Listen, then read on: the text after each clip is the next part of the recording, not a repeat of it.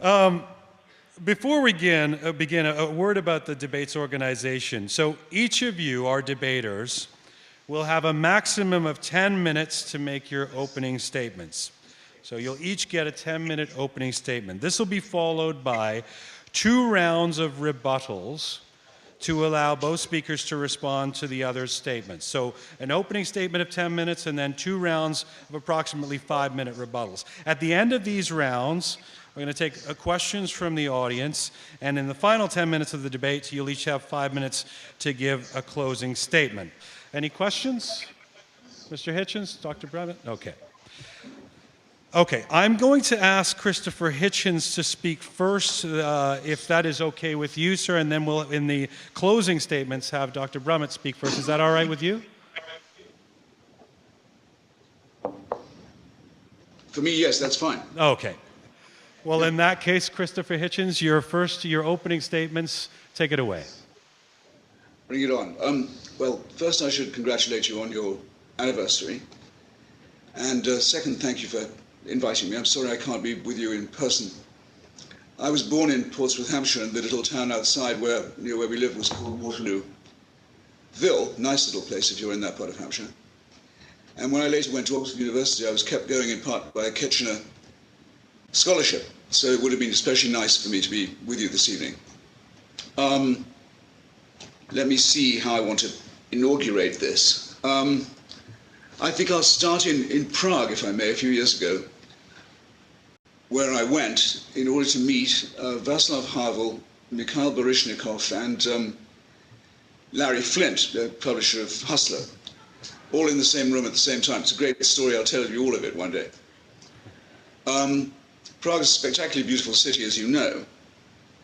And I remember one evening walking across the Charles Bridge from the castle, made famous by Kafka, in the company of Mikhail Baryshnikov and a very beautiful young woman named Carol Blue, famous for her charms, and wishing that Larry Flint could be with us, because otherwise I was so obviously going to be the most ugly feature of the landscape.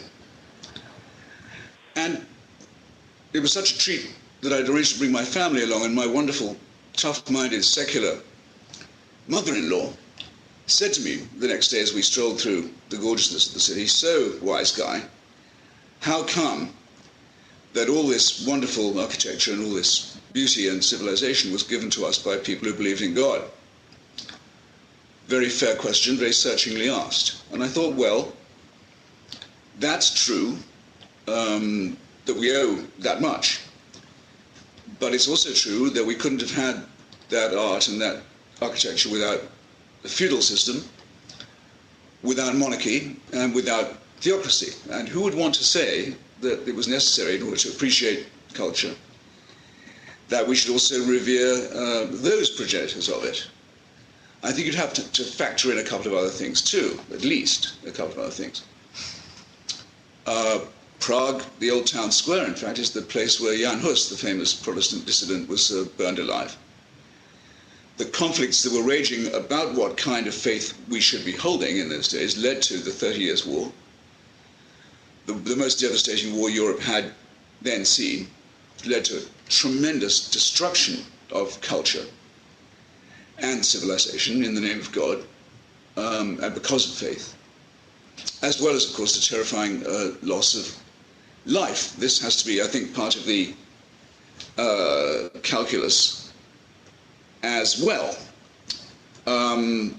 St. Peter's, Rome, for example, actually not my favorite building. I think it's rather oppressive, rather too much designed to show who's boss. It contains some wonderful works of art, but I think it's a bit vulgar in itself. That, by the way, suppose you like it more than I do, does it change your mind to know that it was built by the money raised from a very special sale of indulgences? The horrible and corrupt and superstitious system whereby people who could afford it could pay to have their time in purgatory or possibly in the inferno shortened. By the way, using the same units of time, by years. It was assumed that those measurements would apply in the afterlife as well, in exchange for lavish donations to holy of the church. In the end, that system proved so repulsive that even Christianity had to repudiate it. Now, how can we honestly settle the question could you do without St. Peter's if you knew that there were indulgences at the core of it as a foundation stone? Would you, if you knew that, still continue to appreciate it in the same way? Could you have skipped either or skipped both? I suggest these questions are, in fact, probably insoluble, but very well worth discussing if we can do it in a clarifying manner. And I'm going to have to put on my glasses now because I want to read, I don't trust myself to quote it properly, a paragraph from T.S. Eliot's wonderful essay, Christianity and Culture. Just bear with me while I read it to you. It is in Christianity that our arts have developed. It is in Christianity that the laws of Europe, until recently, have been rooted. It is against a background of Christianity that all of our thought has significance. An individual European may not believe that the Christian faith is true, and yet what he says and makes and does will all spring out of his heritage of Christian culture and depend upon that culture for its meaning. I do not believe the culture of Europe could survive the complete disappearance of the Christian faith. And I am convinced of that, not merely because I'm a Christian myself, but as a student of social biology. If Christianity goes, the whole culture goes. I would say that was a pretty fair and eloquent statement of the opposing side to mine in this debate. Again, there's a sense in which that statement's obviously true. None of us can imagine our culture, our heritage, never mind just Europe, North America, and many other places too, without the influence of Christianity or some other monotheism. That's true whether you accept its premises or admire them or not. But it was becoming less true even as Eliot wrote.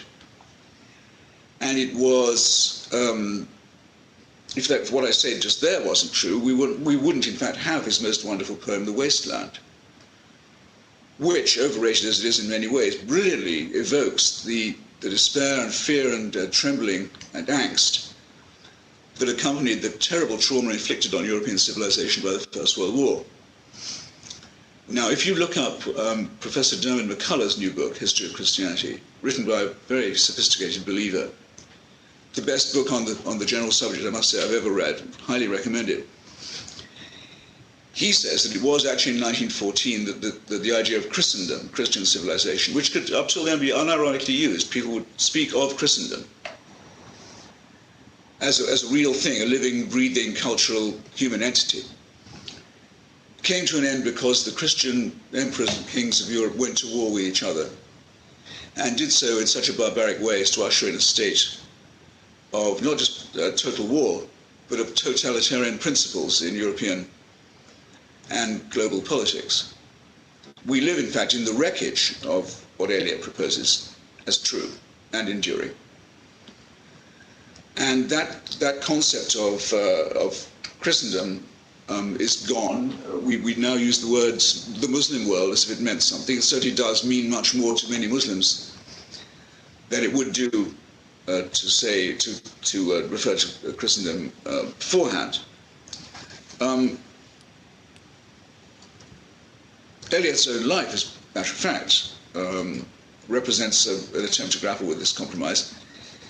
He solved the question of that crisis, the crisis of civilization post-1918, by joining up in effect with a party, the Action Française at first, and then other groups in Europe that were nostalgic for monarchy, for feudalism, in part for theocracy, for an orderly, organic society.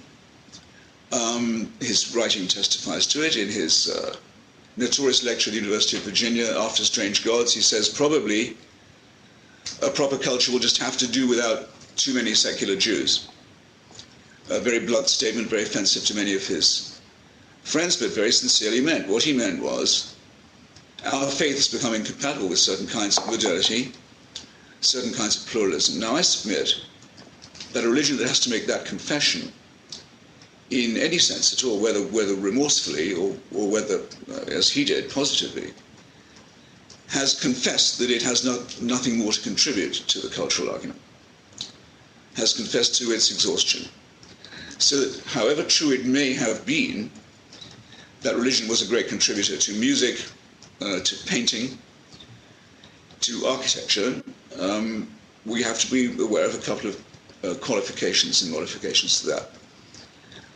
I, as a student of literature, would admit that it's very unlikely that the poetry of George Herbert, the devotional poetry, or the poetry and sonnets and sermons of John Donne could have been written by anyone who was insincere about their faith. I think it's incredibly unlikely. But I can't say that of painters and artists who did the declaration for civilization, because we don't know what they really thought. All we can know for certain, excuse me when I take a sip of water,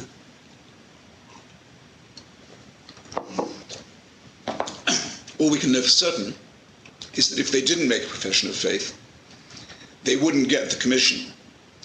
Everybody knew what happened to those who doubted the faith, and the examples of Benjamin Franklin, for example, or James and John Stuart Mill, civilized members of the upper orders in stable and developed societies, chose to conceal their own views of the matter because they thought it was too risky. If they thought that, imagine what it was like in less advanced or more tyrannical countries. And the examples of people having to write in code to get their meaning across, philosophers like Spinoza, for example, permanently aware of how the heavy hand of the secular arm of the Inquisition might fall on them, had to conduct themselves. We have, I think, absolutely no right to forget that, to forget the fact that only one copy of Lucretius's De Rerum Naturam, one of the great contributions to culture and civilization ever made, as well as the first discovery of the atomic theory, very nearly didn't survive the Christian centuries at all.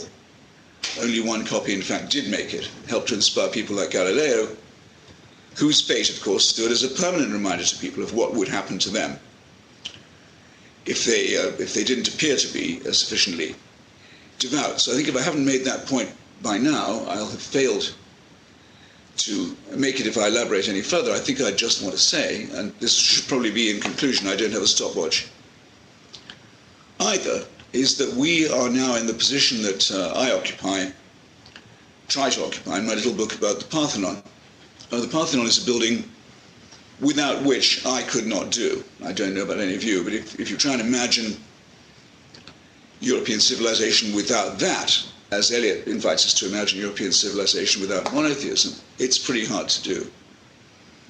A tremendous work, and involving largely, with some slavery, but not much, largely the work of free citizens, artists and artisans of Athens. Inspired quite clearly by faith. Nobody knows anything about that religion anymore, really. Certainly nobody bothers with those gods. Nobody practices the Eleusinian mysteries. That's all gone. But the tremendous contribution made by it stays with us. So what I think we have to be talking about, Professor Brummett and I, among other things, is one of my favorite words, Hegel's word, Aufhebung, transcendence.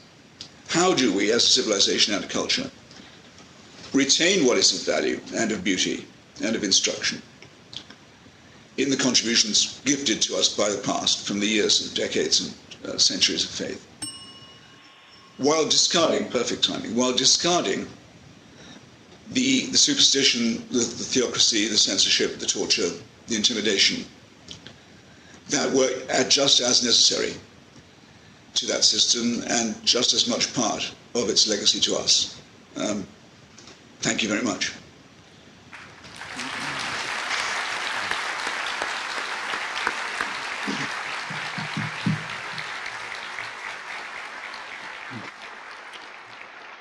Mr. Christopher Hitchens, thank you very much for your opening statement.